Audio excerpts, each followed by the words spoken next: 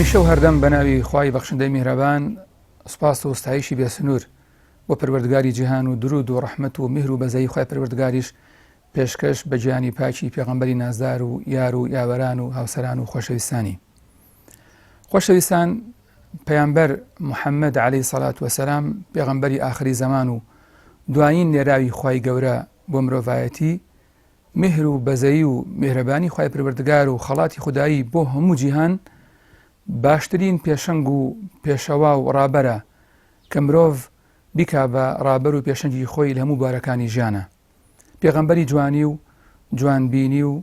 پێغەمبەری شارستانیەت و ژیار و پێشکەوتون و گەورەترین و کامڵترین نمونەی بەشەری. هیچ مرۆڤێک نییە لەسەر زەویدا ئێندەی پێغەمبەر عەلەیهی سەڵات وەسەلام کامڵ بێت. هەروەکو دینەکەشی کامڵترین دین و درێژترین تەمەنی هەیە، دینێکە کە هاتووە بۆ ئەوەی کە ڕابەری مرۆڤایەتی بێت تا ڕۆژی دوایی. بۆیە پێغەمبەرێک کە هاتبێت هێندە میهرەبان و هێندە بە بەزەیی و هێندە بە میهر بوو بێت کە میهرەبانی و بەزەیی و ڕەحمەتی بەشی هەموو جیهان بکات، ئەبێ خۆشی زۆر گەورە بێت و ئاینەکەشی دەبێ هێندە گەورە بێت بە پانتایی مێژوویەک کە دەست پێکات لە هاتنی ئەو پێغەمبەرە نازدارەوە تا ئاوابوونی خۆر لەسەر زەوی ئەم دنیایە. ئەگەر بچینە خزمەتی ئەو پێغەمبەرە نازدارە عەلەیهی سەڵات وەسەلام، ئەبینین لە هەموو کەماڵێکی بەشەریە، لە هەموو نمونەیەک و لە هەموو میسالیەتێکە پێغەمبەر عەلەیهی سەڵات وەسەلام پێشەنگ و ئەو پەڕی کەمالی بەشەری هەیە. پێغەمبەرێک بۆن خۆشترین مرۆڤ، پاک و خاوێنترین مرۆڤ، پاک و خاوێنی لا ئەو پێغەمبەرە نازدارە نیوەی ئیمانە. بۆن خۆشی بەشێکە لە ژیان، بەڵکو یەکێک لە ئاوات و ئارەزووە جوانەکانی ئەو پێغەمبەرە نازدارە بریتی بووە لە گوڵاو و گوڵشەنی پڕ بۆنی خۆش و میسک و عەبیر کە خۆی ئەفەرمێت عەلەیهی سەڵات وەسەلام: حبب إلي من دنياكم النساء والطيب وجعلت قرة عيني في الصلاة. ئەفەرمێ خۆشترین شت، خۆشەویستترین شت لە دنیایەکە کە خۆی ئەفەرمێت ئەم دنیای مەتاعە، واتە خۆشەیەکی کاتیە، بەڵام بە هەمان شێوە دەفەرمێت وخەیر مەتاعیها، خۆشترین خۆشیەکانی ئەم دنیایەش المەرأة الصالحة. هیچ پێی عەیب نەبووە بۆ پەڕی شانازیەوە و دڵنیاش بن ئەگەر پێغەمبەری خوا عەلەیهی سەڵات وەسەلام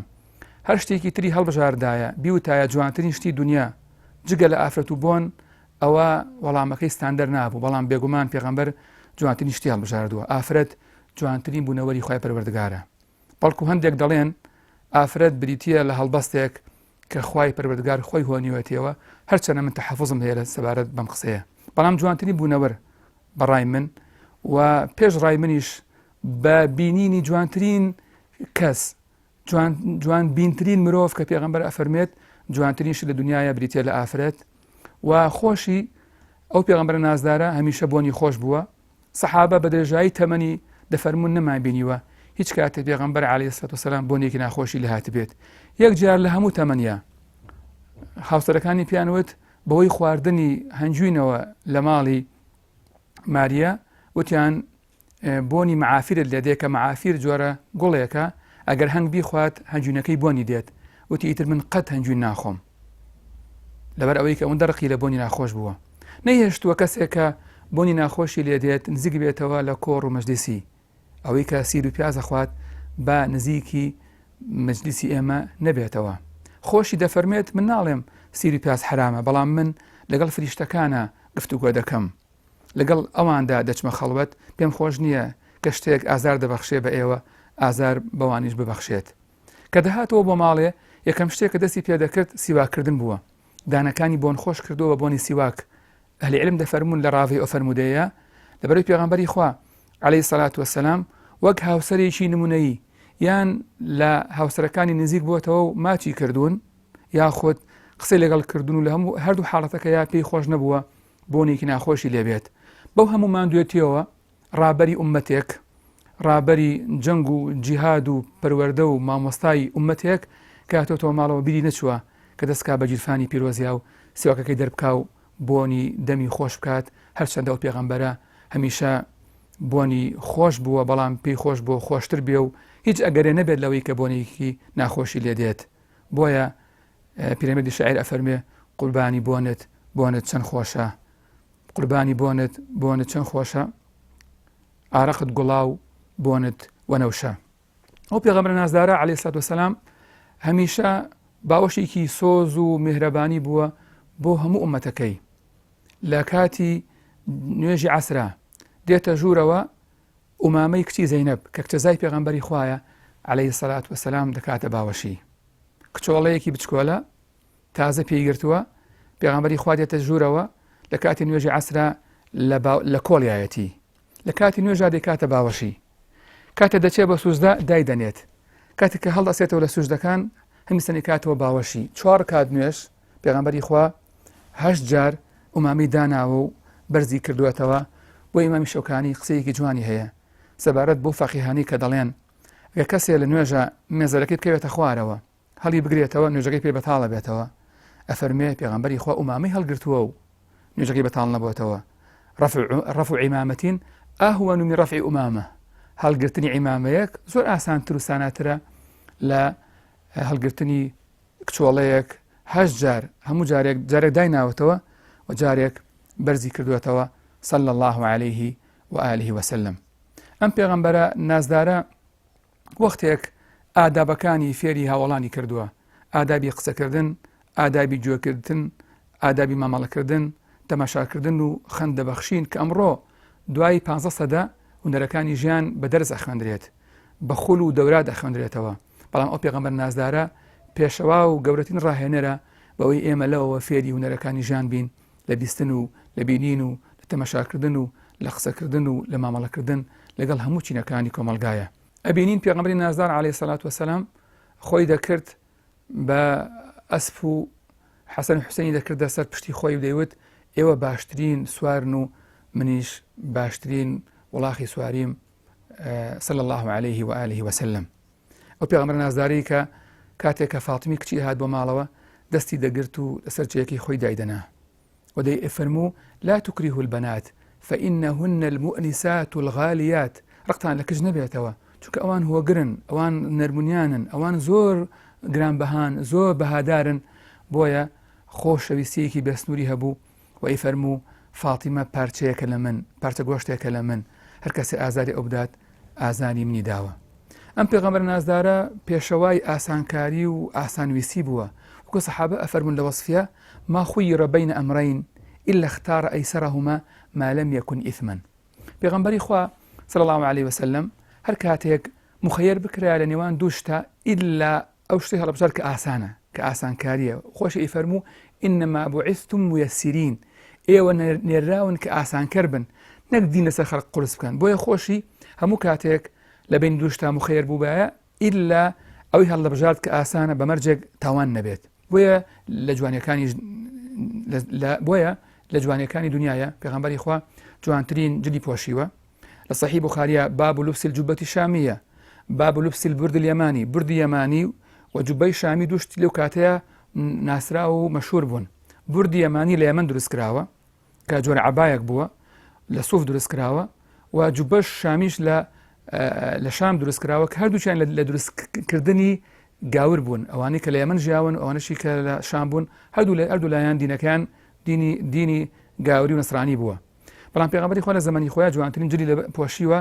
بۆیە سەحابەیەک ئەفەرمێ شەوێکان شەوێکیان پێغەمبەرم بینی صلى الله عليه وسلم كان يلبس حلة حمراء. حلة بریتە لەو جلەی کە سەرە و خوارەوەی لە یەکە، واتە قات. ئەمڕۆ ئەگەر بێت و سەرە و خوارەوە لە یەک بێت پێڵەن قات. پێغەمبەری خواش جلیکی لەبەرابووە کە ڕیداءەکە و ئیزارەکە لە یەک ڕەنگ بووە. ئەفەرمێ نەمەزانی تەماشای ئاسمان مەکرد و مانگم ئەبینی لە شەوی مانگەشەوە، نەمەزانی ئایا پێغەمبەر جوانترەیان ئەو مانگە جوانترە. بۆیە ئەبینین کاتێکە لە غەزای بەنی مستەڵەقە جوێری کچی حارث کە لە سەرەتای غەزاکەیە کاتێکە دابەش دەکرێت دەدرێ بە ثابتی کوڕی قەیسی کوڕی شەماس. بەڵام دواتر خۆی ناونووس دەکات و مکاتەبە دەکات لای ثابت کە خۆی بکڕێتەوە خۆی ئازاد کات. بۆیە دەوێت بچێ بۆ لای پێغەمبەری نازدار عەلەیهی سەلات وەسەلام بۆ ئەوی پێغەمبەر هاوکاری بکات لەوەی کە خۆی ئازاد بکات. لەو کاتەیە عایشە چاوی پێ ئەکەوێت. عایشە ئەفەرمێت چاوم کۆت بە ئافەتێکی مەلاح، واتە زۆر جوان و زۆر نایاب و یەکسەر دڵم کەوتە خورپە. وتم پێغەمبەری خوا ئەم ئافەتە ببینێ بەم جوانی و نایابیە، بەم زیرەکی و لەهاتووی و ئازایەتیە پێغەمبەری خوا ئەکید یعنی ئەویش وەکو من ئەو جوانی ئەبینێ و لای خۆی گلی ئەداتەوە و داوای زەواجی لێ ئەکات. بالفعل ئەو ترسەی عایشە لە جێی خۆیان بوو کاتێک کە جوێرێ چوو لای پێغەمبەری خوا صلی الله عليه وسلم فەرمی ئەی پێغەمبەری خوا من کچی گەورەی هۆزەکەی خۆمم پێم خۆش نییە ببم بە کەنیزەکێک هاوکاریم بکە بۆ ئەوەی کە ڕزگارم بێت لە ژێر دەستێتی و لە کۆیلایەتی. پێغەمبەری خوش فەرمووی صلی الله عليه وسلم ئەی بۆ نایی لەوە باشترت بۆ بکەم خۆم پارەکەت بۆ ئەدەم و خۆم تو ئازاد ئەەکەم پاشان ئەتخوازم ئەتکەم بە هاوسەری خۆم. ئەویش فەرمووی ڕازیم ئەی پێغەمبەری خوا. لەبەرەوە مسلمانیش پێویستە هەموو جوانیەکانی دنیا بۆ ئێمە مسلمان هاتووە و قابل ئێمە مسلمانە لە ماڵی جوان لە جلوبەرگی جوان لە بۆنی خۆش لە خێزانی جوان لە ئۆتۆمبیلی جوان بۆیە پێغەمبەری خوا ئەفەرمێت صلی الله عليه وسلم لە جوانیەکانی دنیا و